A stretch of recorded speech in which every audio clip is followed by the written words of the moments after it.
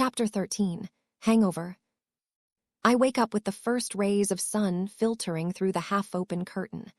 For a moment, I'm disoriented until I realize I'm in Fair's room, in her bed.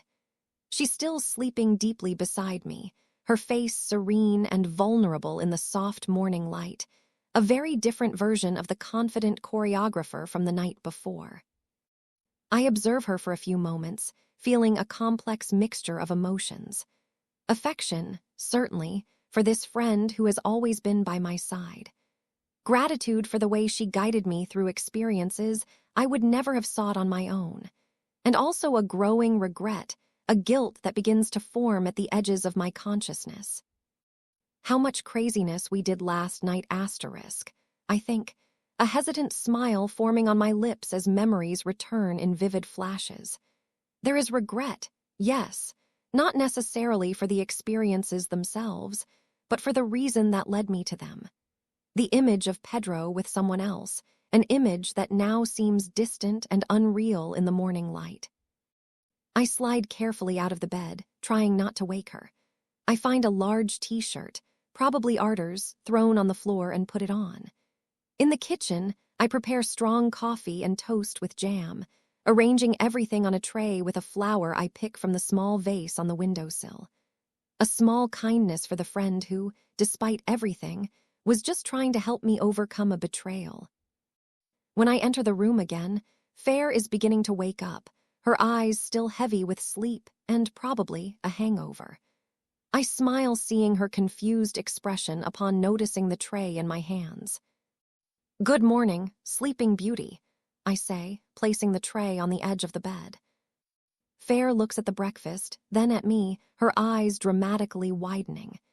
"Yes, I accept your marriage proposal, dear Sofia," she exclaims, bringing her hands to her chest in a theatrical gesture. We burst into laughter simultaneously, and for a moment, everything seems simple and light. But Fair, always perceptive, notices my expression becoming more serious. "Hey," she says, her voice softer now. "Everything's okay. Nothing changes between us, you know that, right? We're still best friends." I smile, genuinely comforted by her words. "I know, it's just that. It was very intense."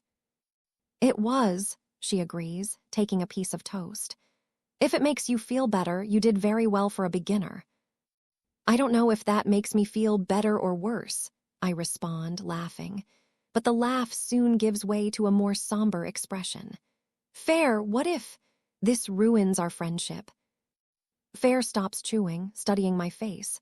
"Why would you think that now?" I shrug. "I don't know, just a thought. You're the most important person in my life." "And you're the person I love most in life, Sofia, always have been. Nothing will ruin what we have. Even if you decide to get back with Pedro, I'll always be here to support you." Her words come out a bit firmer than her normal softness. "Do you think I should forgive Pedro?" I ask timidly. Now back with the soft tone common to Fair's speech. "Well, I wouldn't forgive him, but you're the one who has to decide that." "You're right," I respond firmly. "What he did just hours after what we had together, there's no reason to forgive." Fair chews her toast thoughtfully, then takes a sip of coffee. "You know," she says, a mischievous gleam in her eyes, clearly trying to change the subject, "you could visit Michelle sometime. I swear she has skills that would impress even anatomy professors."